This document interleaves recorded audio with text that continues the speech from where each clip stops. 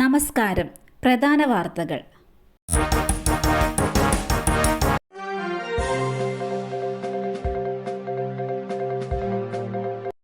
കേരളയല്ല ഇനി കേരളം. നിയമസഭയിൽ പ്രമേയം ഐക്യകണ്ഠേന പാസാക്കി. സംസ്ഥാനത്തിന്റെ പേര് ഭരണഘടനയിൽ കേരളം എന്നാക്കണമെന്ന മുഖ്യമന്ത്രി അവതരിപ്പിച്ച പ്രമേയം നിയമസഭ ഐക്യകണ്ഠേന പാസാക്കി. ഭരണഘടനയുടെ 1-ാം പട്ടികയിൽ നമ്മുടെ സംസ്ഥാനത്തിന്റെ പേര് കേരള എന്നാണ് രേഖപ്പെടുത്തിയിട്ടുള്ളത്.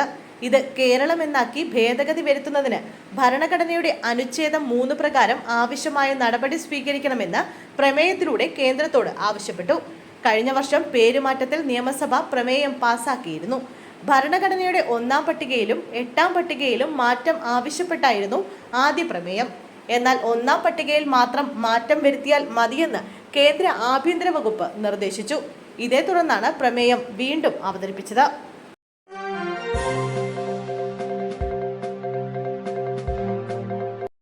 നാളെ സംസ്ഥാന വ്യാപകമായി KSU വിദ്യാഭ്യാസ ബന്ദ്. +1 സീറ്റ് പ്രതിസന്ധിയിൽ പ്രതിഷേധം കടുപ്പിച്ച് വിദ്യാർത്ഥി സംഘടനകൾ. നാളെ സംസ്ഥാന വ്യാപകമായി KSU വിദ്യാഭ്യാസ ബന്ദ് പ്രഖ്യാപിച്ചു. +1 സീറ്റ് പ്രതിസന്ധിയിൽ പരിഹാരമായില്ലെങ്കിൽ അനിശ്ചിതകാല സമരമെന്നും സംസ്ഥാന പ്രസിഡന്റ് അലോഷ്യസ് സേവ്യർ വ്യക്തമാക്കി. അതേസമയം കോഴിക്കോട് RDD ഓഫീസ് ഉപരോധിച്ച KSU പ്രവർത്തകരെ പോലീസ് അറസ്റ്റ് ചെയ്ത് നീക്കി. കണ്ണൂരിലും മലപ്പുറത്തും MSF പ്രവർത്തകർ RDD ഓഫീസ് ഉപരോധിച്ചു. മലപ്പുറത്തും കോഴിക്കോടും റോഡ് ഉപരോധിച്ച ഫ്രട്ടേണിറ്റി മൂവ്മെന്റ് പ്രവർത്തകരെ പോലീസ് അറസ്റ്റ് ചെയ്ത് നീക്കി. SFI മലപ്പുറത്തും KSU കൊല്ലത്തും കളക്ടറേറ്റ് മാർച്ച് നടത്തി.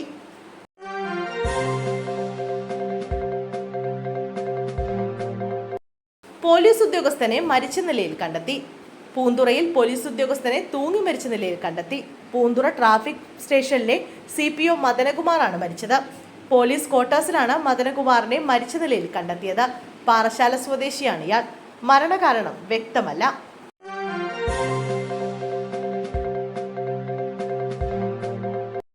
KSRTC ബസിനും കാറിനും മുകളിലേക്ക് മരം വീണു. ഒരാൾ മരിച്ചു, 3 പേർക്ക് പരിക്ക്. ശക്തമായ മഴയിൽ മരം കടപുഴകി വാഹനങ്ങളുടെ മുകളിലേക്ക് വീണുണ്ടായ അപകടത്തിൽ ഒരാൾക്ക് ദാരുണാന്ത്യം. വില്ലാഞ്ചിറയിൽ KSRTC ബസിനും കാറിനും മുകളിലേക്ക് മരം ഒടിഞ്ഞു വീണാണ് അപകടമുണ്ടായത്. ഇടുക്കി രാജകുമാരി സ്വദേശിയാണ് മരിച്ചത്. കാറിലുണ്ടായിരുന്ന മറ്റു 3 പേരെ പരിക്കുകളോടെ ആശുപത്രിയിൽ എത്തിച്ചു. കാർ പൂർണ്ണമായും തകർന്ന നിലയിലാണ്. പ്രദേശത്ത് ഗതാഗതം തടസ്സപ്പെട്ടു. റോഡിന് കുറുകെ വീണ മരം വെട്ടിമാറ്റുന്ന നടപടികൾ പുരോഗമിക്കുകയാണ്.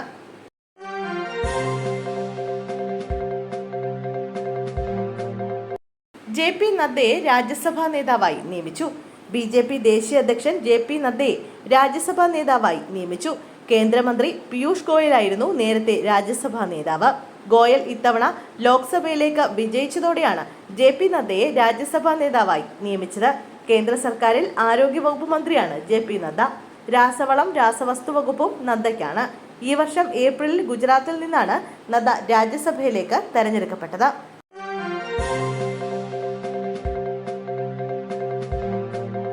ശക്തമായ മഴ. അമ്പലപ്പുഴയിൽ സ്കൂളിന്റെ മേൽക്കൂര തകർന്നു. ഒഴിവായത് വൻ ദുരന്തം.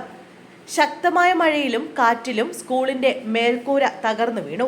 കരുമാടി KK കുമാരപിള്ള സ്മാരക ഗവൺമെന്റ് ഹൈസ്കൂളിന്റെ കിഴക്ക് വശത്ത് പ്രവർത്തിക്കുന്ന UP സ്കൂൾ കെട്ടിടത്തിന്റെ മേൽക്കൂരയാണ് ഭാഗികമായി തകർന്നത്. തിങ്കളാഴ്ച ഉച്ചകഴിഞ്ഞുണ്ടായ ശക്തമായ മഴയിലും കാറ്റിലുമാണ് മേൽക്കൂരയിലെ സീലിംഗും ഓടുകളും തകർന്നത്. മഴ ശക്തമായതിനെ തുടർന്ന് കുട്ടികളെ നേരത്തെ വിട്ടതിനാൽ വലിയ അപകടം ഒഴിവായി. അമ്പലപ്പുഴയിലെ വിവിധ പ്രദേശങ്ങളിൽ മഴ മൂലം കനത്ത നാശനഷ്ടം ഉണ്ടായിട്ടുണ്ട്.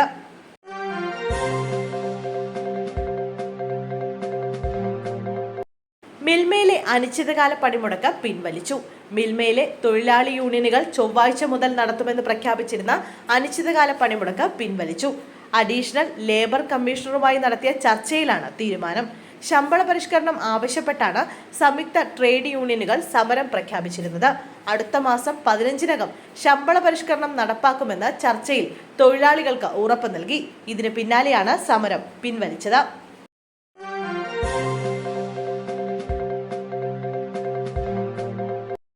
നിരവധി കേസുകളിൽ പ്രതി. കായംകുളത്ത് CPM ലോക്കൽ കമ്മിറ്റി അംഗത്തിനെതിരെ കാപ്പ ചുമത്തി. കായംകുളം പുതുപ്പള്ളി ലോക്കൽ കമ്മിറ്റി അംഗം സിബി ശിവരാജിനെതിരെയാണ് കാപ്പ ചുമത്തിയത്. നിരവധി ക്രിമിനൽ കേസുകളിൽ പ്രതിയാണ് ഇയാളെന്ന് പോലീസ് വ്യക്തമാക്കി. മണൽക്കടത്ത്, വടിവാൾ ഉപയോഗിച്ച് അക്രമം തുടങ്ങിയ കേസുകളിൽ നേരത്തെ തന്നെ ഇയാൾക്കെതിരെ പോലീസ് കേസെടുത്തിരുന്നു. ഇയാളെ പാർട്ടി നേതൃത്വം സംരക്ഷിക്കുന്നുവെന്നാരോപിച്ച് പാർട്ടിയിൽ ഒരു വിഭാഗം കടുത്ത എതിർപ്പുയർത്തിയിരുന്നു. 5 മാസം മുമ്പ് സിബിയുടെ നേതൃത്വത്തിൽ നടന്ന വടിവാൾ അക്രമത്തിൽ പോലീസ് കേസെടുത്തെങ്കിലും കാര്യമായ നടപടികൾ ഉണ്ടായിരുന്നില്ല.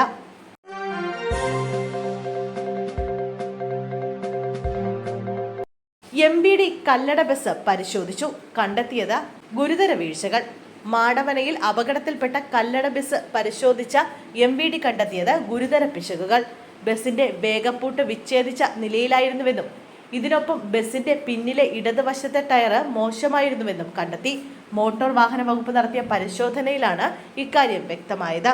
ബസ് അമിത വേഗതയിലായിരുന്നെന്നും പരിശോധന നടത്തിയ motor vehicle inspector K. Manoj വ്യക്തമാക്കി.